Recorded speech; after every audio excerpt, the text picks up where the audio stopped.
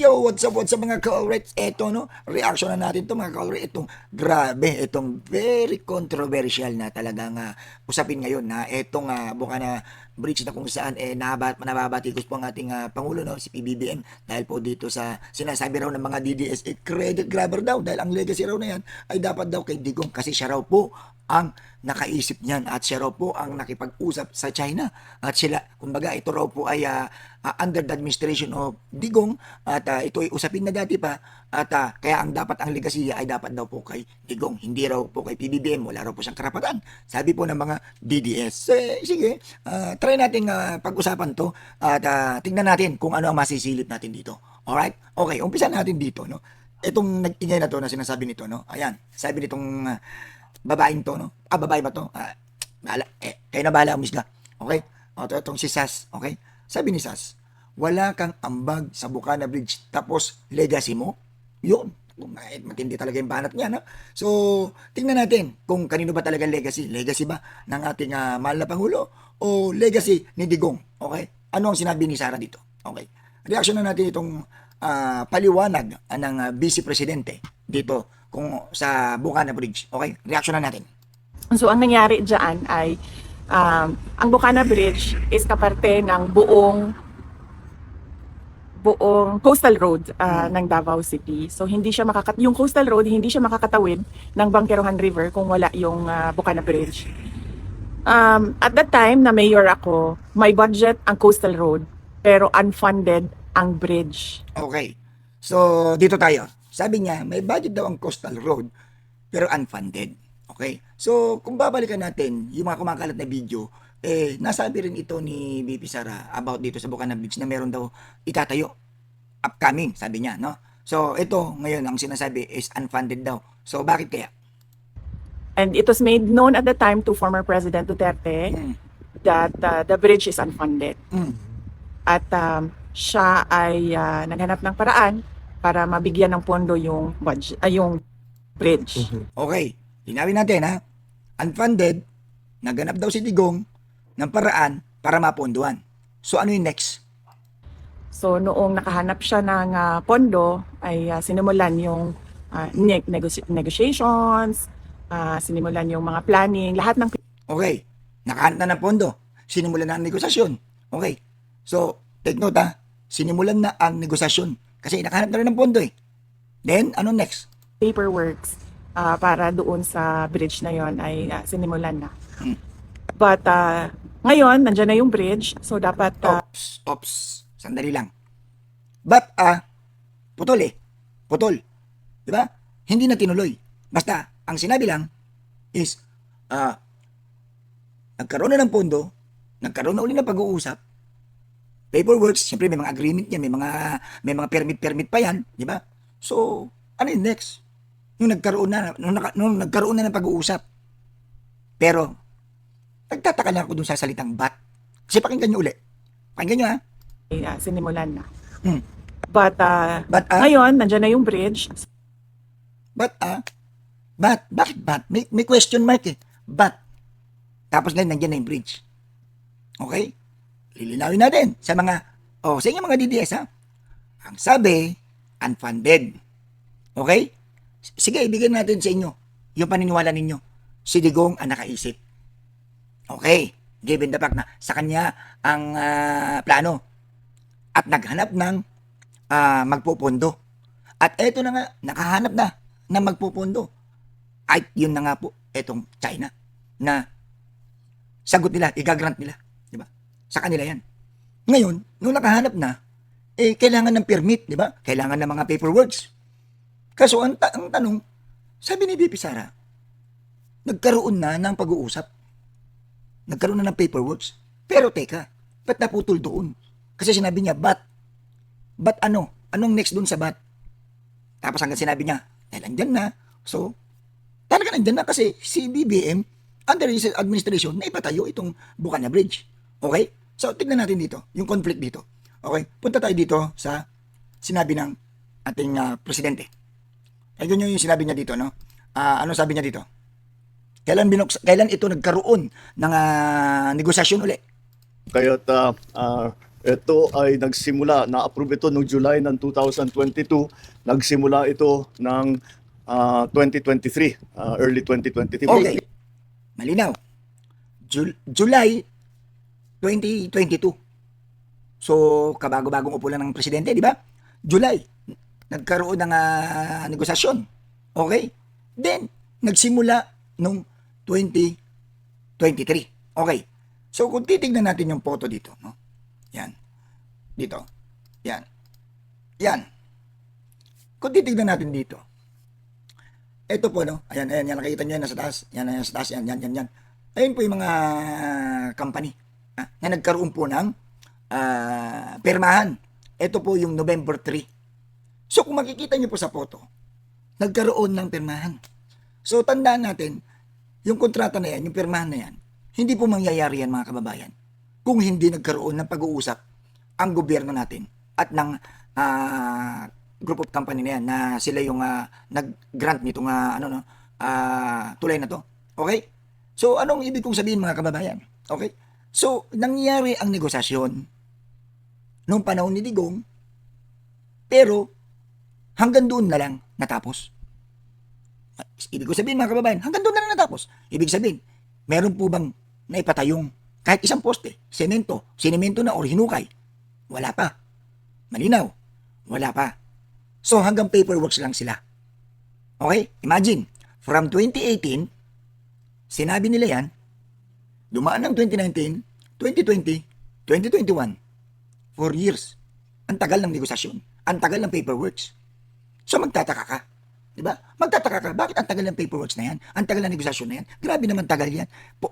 Pupunduan na nga eh. Diba? May nagpopondo na nga. Chinese na nga nagpopondo eh. Libre na nga eh. Diba? Wala nang gagastos ng gobyerno. Bakit ang tagal? Teka, eto'y marites lamang. No? Sinabi ng isang newscaster, no? Kung alam niyo naman yung may mga sinasabi na about dyan. Ito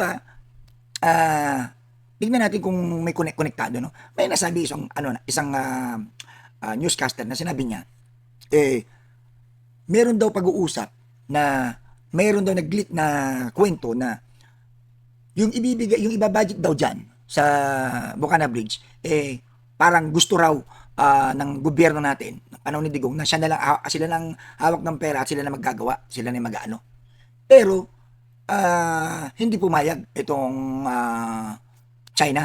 Okay? Dahil ang gusto nila, sila yung gagawa. Kasi nga, sila nag-donate niyan, kailangan gawin nila yan, yung quality niyan. Dahil kilala na naman natin itong company na to, itong company na gumawa dito, talagang sa iba't ibang bansa, nagbibigay talaga silang ganyan, nagagawa sila ng mga libreng ganyan, no? Tulong nila, no?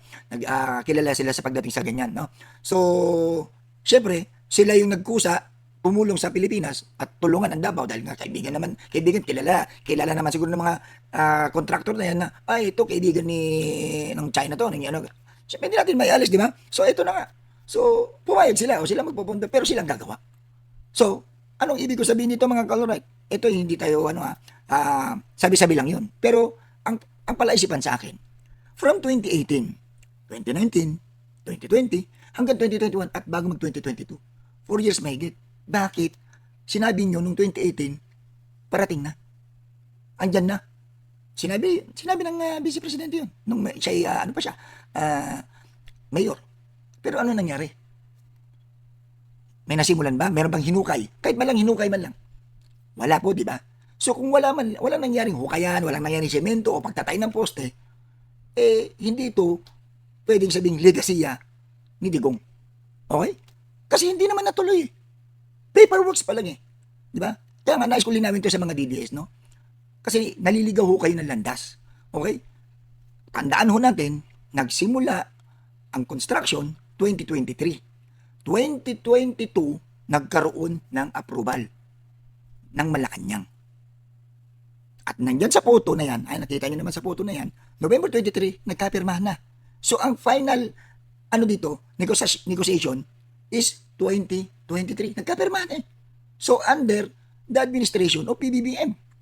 So, kung ito'y sinimulan nung November 3, 2023, yung pirmahan at sinimulan din ng taon na yan, ang paggagawa, matatawag ito na legasiya ng presidente. Kahit sabihin mo pang nakaisip niyan ay si Digong. Pero ang tanong, naisip mo nga, nakahanap ka nga na magpopondo, Ang tanong, bakit tumagal? 2018, 2019, 2020, almost 4 years. Di ba? So ano nangyari? Bakit ang tagal? Di ba? O kahit sabihin mo na maraming mga pinagdaanan, maraming proseso. Teka, di ba? Ganun ba katagal yun? Di ba? Wala bang update? Hindi ba ka nag-update ng 2020, 2019 or 2020? Any update sa mga taong bayan? Sa mga taga Davao? Wala naman, di ba? So, ano nangyari? Di ba? Hindi kaya totoo yung balibalita na gusto raw di umano ng dating presidente na sila na yung gagawa at sila na yung kaso ayaw ng China. Marites lang yun, di ba? Pero hindi natin, wala tayong assurance doon. Pero ang big question is, umabot ng 4 years, bakit hindi man lang nasimulan, kahit simento man lang, kahit hinukay man lang, wala. Tapos ngayon, gusto ng mga DDS, ang credit kay Digong kasi siya nakaisip. Well, ibigay natin, siya nakaisip, pero ang tanong, sino nag-ayos ng dokumento? Sino ang nag-check ng dokumento? Sino ang nag-ayos ng mga permit? Hindi ba ang gobyerno ni PBBM? Malinaw na malinaw,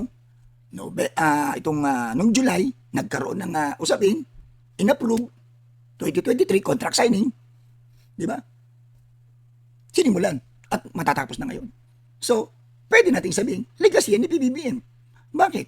Kasi, sa administrasyon niya, tama itong sinasabi dito ni Attorney Claire. Ayan. Tama yung sinasabi ng Attorney Claire dito. Ano sabi niya? Ang buong proyekto ng Bocana Bridge ay sinimulan at natapos sa ilalim ng Pangulong Ferdinand Romualdez Marcos Jr. Kaya ito ay may tuturing na PBBM legacy projects. Tama naman. Alam ka naman, sige, ibigay natin yung salita ninyo. Natapos, under the administration ng PBBM, si PBBM, ang administrasyon ng Pangulo, ang nakipag-usap nung July, at nag-usap uli. Nagkaroon ng paperworks, in-approve. Tapos, itong 2023, contract signing. Ngayon, sasabihin nyo, ay, palakpakan natin si Digong. Kasi kung hindi dahil kay Digong, hindi may papatayo yan. Kung hindi dahil sa kanya, hindi may papatayo yan. Binigyan na nga siya ng 4 years. 4 na taon. Sinimulan niya itong ipagyabang noong 2018. 4 years po mga kababayan. Walang naipatayo ni kahit semento man lang na nasimulan or nahukay man lang, wala. So, hindi matatawag na legacy yun. Ang legacy is kung itong panahon na to, ikaw ang presidente, kesyo kausap pa nung nakaraang presidente yan, kung wala naman nangyaring final contract, final negotiation, di ba? Walang permahan na nangyari, hindi mo matatawag na sa kanila yun. Dito tayo, sa mismong panahon ng ating mahal na Pangulo, na nagkaroon ng paperworks lahat. Nagkaroon ng bidding, nagkaroon ng contract, di ba? Inayos yung mga papeles, yung mga legal procedures sa panahon ni PBBM. Di ba? Kasi kung i-differentiate ho natin, mga kababayan, panahon ni PBBM, panahon ni Digong na 4 years na sinasabing paperworks daw, di umano sabi ni BP Sara, pero walang nasimulan. Di ba? So, mapapaisip ka, bakit gustong-gusto ng mga DBS? Legacy ni Digong. Hindi nga nasimulan eh. Di ba? Walang nasimulan. Di ba? Para bang nagsalita lang sila na, meron gagawin ito pero wala, kwento lang. Di ba? Parang ganun nangyari, kwento lang. Pero hindi katulad ng administrasyon ngayon na walang salita-salita. Meron pa lang nangyaring approval nung July, biglang 2023, may sinimulan na dahil ito'y funded grant ng China. Di ba? Inayos ng gobyerno natin. Nakipag-ugnayan ng DPWH. So malinaw na malinaw mga kababayan sa usapin ngayon, sa pagtatalo ngayon, na agree ako sa sinabi ni Attorney Claire na etong Bocana Bridge ay under the legacy of PBBM. Okay? Kaya nasabing legacy dahil ito'y sa panahon po ng ating mahal na Pangulo, ginawa at hindi lang yun, nagkaroon ng negosasyon. Dahil yung negosasyon ng nauna ay walang nasimulan. Hindi naman nila pwedeng sabihin na nung panahon ni Digong nagkaroon ng final negotiation. Ang sabi nga ng Vice Presidente, medyo napahinto siya dun sa salitang but. Di ba sabi niya but? Di ba sabi niya sinimulan na? O hindi niya naman sinabing nagkaroon na ng contract signing. Ang linaw-linaw, di ba? Ang sinabi ng Vice Presidente, nung nagkaroon na ng pondo, sinimulan ng pag-usapan, nakipag-usap na. Pinag-usapan na yung paperworks. Pero hindi sinabi ni Sara na nung panahon ng Tatay Digong niya, na i-finalize na.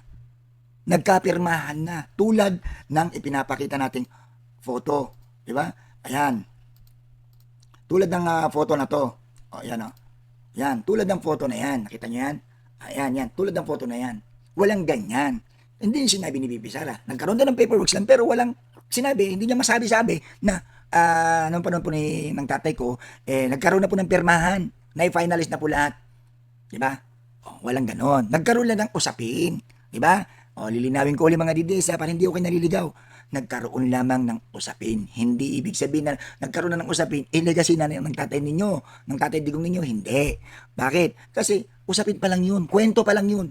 Kwento pa lang na hindi pa na ipa-finalize.